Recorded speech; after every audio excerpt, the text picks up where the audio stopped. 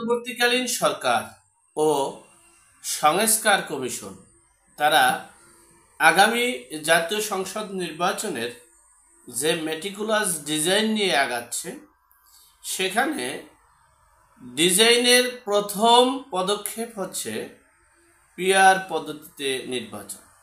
সেখানে জামাত ইসলাম সহ কিছু ইসলামী দল, এমনকি কিংস পার্টি, জাতীয় নাগরিক উন্নয়ন পার্টি, জাতীয় নাগরিক পার্টি, এই কিংস পার্টি আর জামাত ইসলাম তারা চাচ্ছে পিআর পদ্ধতিতে নির্বাচন। অপরদিকে বিএনপি চাচ্ছে পিআর পদ্ধতিতে নির্বাচন না হোক, আগে যেভাবে নির্বাচন হয়েছিল ঠিক সেভাবেই নির্বাচন চায় বিএনপি। কারণ হচ্ছে, যদি পিআর পদ্ধতিতে নির্বাচন দেওয়া হয় তাহলে আওয়ামী লীগ এককভাবে সংখ্যাগরিষ্ঠতা অর্জন করবে। কিভাবে করছে সে বিষয়ে সংক্ষেপে আপনাদের সাথে শেয়ার করছি। দেখেন, পিআর পদ্ধতির নির্বাচনগুলো কারা চাচ্ছে? যাদের নিবন্ধন নতুন হয়েছে, যারা কখনোই এককভাবে নির্বাচন করে বিরোধী দলের ভূমিকায়ও অংশগ্রহণ করতে পারবে না।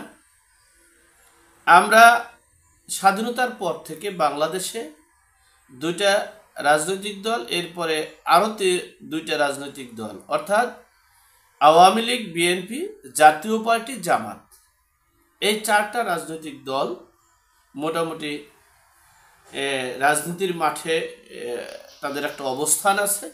এরপরে পর্যায়ক্রমে বাকি রাজনৈতিক দলগুলোর অবস্থান। সেক্ষেত্রে এই জাতীয় পার্টিকে নির্বাচনমুখী করতে দিচ্ছে না আওয়ামী লীগ পলাতক। অপরদিকে জামাত ইসলাম, চরমোনাই ও এনসিপি তারা পিআর পদ্ধতিতে নির্বাচন চাচ্ছে। আমরা যখন দেখেছি জামাত ইসলাম এককভাবে নির্বাচন করেছে, তখন 2-3-4টা সিটের বেশি আর পায়নি। যখন বিএনপির সাথে লিয়াজু করে যখন নির্বাচন করেছে, তখন 15-20-25টা পেয়েছিল। এখন বিষয় হচ্ছে, জামাত ইসলাম যদি এককভাবে নির্বাচন করে, সর্বোচ্চ ক্ষমতা এমনকি পেশি শক্তি প্রয়োগ করে 10টা সিট নিতে পারে, তাহলে সেই 10টা সিট দিয়ে তো আর বিরোধী দলের ভূমিকায় অংশগ্রহণ করা সম্ভব নয়। অপরদিকে এনসিপি একটা আসন পাবে বলে আমার ধারণা হচ্ছে না, হয়তো বা তারা পেতেও পারে ভোট ছাড়া, যদি ভোট না হয় আর কি, বা ভোট যদি জনগণের দিতে না লাগে, অথবা ভোট দিয়েছে রেজাল্ট যদি অন্য রেজাল্ট যদি পরিবর্তন করে ঘোষণা দেওয়া যেতে পারে, তাহলে হয়তো বা তারা 300 আসনে বিজয়ী হবেন। যাই হোক, এই পদ্ধতিতে এই পিআর পদ্ধতির নির্বাচনকে আশঙ্কা করছেন বিএনপির সিনিয়র নেতারা, এমনকি মাহমুদুর রহমান মান্না। আমরা যেটা স্ট্যাটাসে দেখেছি ফেসবুকে এবং অনলাইনে, সেই স্ট্যাটাসে বলা হয়েছে মাহমুদুর রহমান মান্না সাহেব বলেছে যে পিআর পদ্ধতিতে যদি নির্বাচন দেওয়া হয়, আর যদি আওয়ামী লীগ নির্বাচন করার সুযোগ পায়, তাহলে মানে আওয়ামী লীগ যে কয়টা আসন পাবে, আমরা বিএনপি, জামাত সহ আমরা বাকি সবাই সে কয়টা আসন পাবো না।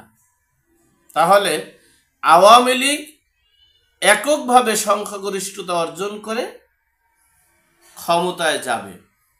অপরদিকে যদি আওয়ামী লীগ ছাড়া পিআর পদ্ধতি না যে কোনো নির্বাচন দেওয়া হয়, তাহলে সে নির্বাচনটা 1996 সালের ফেব্রুয়ারি, 2006 সালের ফেব্রুয়ারির মতোই নির্বাচন হবে। আর সেই নির্বাচনে আপনারা জানেন 96 সালে ক্ষমতায় গিয়েছিল 15 ফেব্রুয়ারি বেগম খালেদা জিয়া। 1.5 মাসের মাথায়, অর্থাৎ 30 মার্চ এই পার্লামেন্ট ভেঙে নির্বাচন দিতে বাধ্য হয়েছিল। এরপরে আপনারা দেখেছেন 2006 সালের ফেব্রুয়ারি মাসের নির্বাচন।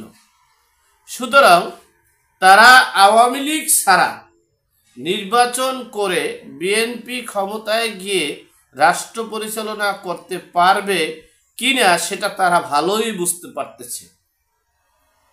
এখন মাহমুদুর রহমান মান্নার যে বক্তব্য, এরপরে আসেন বিএনপির সিনিয়র নেতা এবং যারা এলিট পারসন, যারা বিচার বিশ্লেষক করতে জানেন, তারা কিন্তু পিআর পদ্ধতির নির্বাচন চান, কিন্তু সেটা আওয়ামী লীগ ব্যতীত। পিআর পদ্ধতির নির্বাচন চান, সেটা তারা চান না সেটা নয়, কিন্তু পিআর পদ্ধতির নির্বাচন চান, শর্ত হলো আওয়ামী লীগ নির্বাচন করতে পারবে না।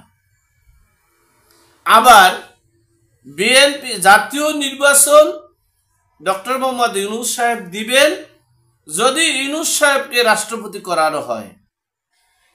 বিষয়টা নিট অ্যান্ড ক্লিন।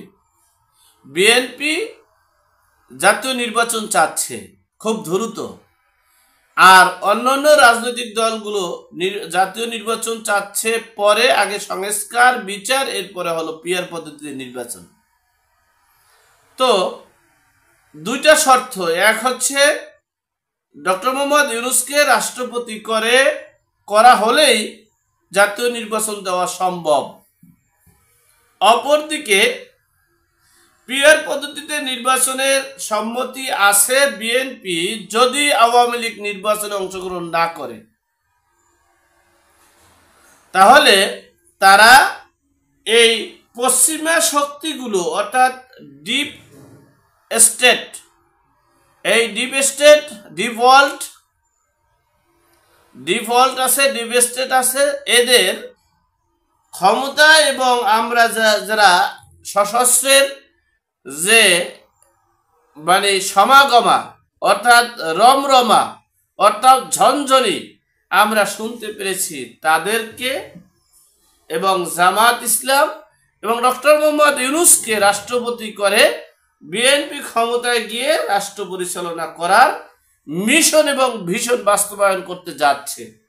অপরদিকে বিএনপির একটা অংশ চাচ্ছে আওয়ামী লীগ যদি নির্বাচনে অংশগ্রহণ না করে, তাহলে সেটা বহির্বিশ্বে যেমন বিতর্কিত হবে, তেমনি আওয়ামী লীগের সপরিবারে শেখ মুজিবুর রহমানকে সপরিবারে হত্যা করার পরও 20 বছর পর যেমন আওয়ামী লীগ ক্ষমতায় এসেছে, ঠিক এখনকার আওয়ামী লীগও হয়তোবা সময়ের ব্যবধানে চলে আসবে। আর আসলে হয়তোবা আমাদের যে গণভবন যেভাবে আমরা লুটপাট করেছি, সেই লুটপাটগুলো দেখে তারা খুব পরিষ্কারভাবে সুন্দরভাবে এটাকে গ্রহণ করেছে, রিসিভ করেছে এবং শিখে নিয়েছে না। এখন বিষয়টা হচ্ছে আমরা কোন পথে হাঁটব, দেশকে রক্ষা করব নাকি নিজেদের চেয়ার স্বার্থ হাসিল করব।